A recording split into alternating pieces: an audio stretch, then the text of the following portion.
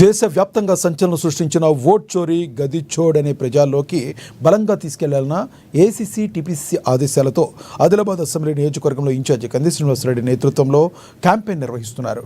శుక్రవారం తన క్యాంప్ కార్యాలయం నుండి నియోజకవర్గంలోని పార్టీ నాయకులు కార్యకర్తలతో ఇదే అంశంపై జూమ్ మీటింగ్ నిర్వహించారు.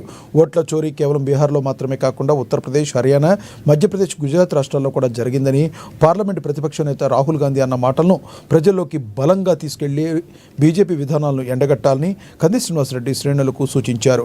తమకు అనుకూలంగా లేని ఓట్లను తొలగించి బీజేపీ గద్దెనెక్కాలని ఈ కుట్రకు పాల్పడిందన్న విషయాన్ని ప్రచారం చేయాలన్నారు. నియోజకవర్గంలో ప్రస్తుత నూతన ఓటర్ లిస్టులో ఏవైనా దొంగ ఓట్లు నమోదైతే పార్టీ పెద్దల దృష్టికి తీసుకురావాలని, రానున్న స్థానిక ఎన్నికల్లో అనుసరించాల్సిన విధి విధానాలపై శ్రేణులకు దిశానిర్దేశం చేశారు.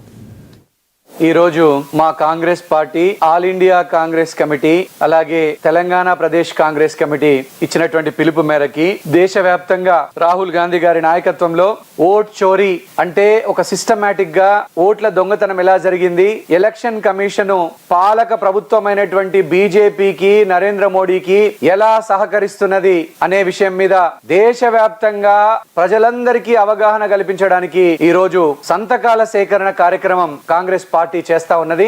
ఈ రోజు ఆదిలాబాద్ అసెంబ్లీ నియోజకవర్గంలో ముఖ్యమైనటువంటి నాయకులు, కార్యకర్తలతోని జూమ్ మీటింగ్ నిర్వహించడం జరిగింది. ఈ రోజు ప్రజలందరికీ మేము చేతులు జోడించి విజ్ఞప్తి చేసేది ఒకటే, ప్రజాస్వామ్యంలో ప్రజలే దేవుళ్ళు, ప్రజాస్వామ్యమే దేవాలయం. ప్రజల కోసం, ప్రజల చేత, ప్రజల యొక్క ప్రభుత్వాన్ని ఎన్నుకునే అవకాశం కల్పించేదే ప్రజాస్వామ్యం. అలాంటి ప్రజాస్వామ్యంలో ఈ రోజు ఓట్ల దొంగలు పడ్డరు. ప్రజలందరూ కూడా మీ ఓటుని సక్రమంగా నమోదైందా లేదా తనిఖీ చేసుకోవాల్సిందిగా కోరుతా ఉన్నాము. మీ ఊర్లో గాని, మీ వార్డులలో గాని, మీ పట్టణాలలో గాని, మీ పల్లెల్లో గాని ఎవరైనా దొంగ ఓట్లు నమోదు చేసుకొని ఉంటే వెంటనే కాంగ్రెస్ పార్టీ దృష్టికి తీసుకురావాల్సిందిగా, కాంగ్రెస్ పార్టీ నాయకుల దృష్టికి తీసుకురావాల్సిందిగా కోరుతా ఉన్నాం.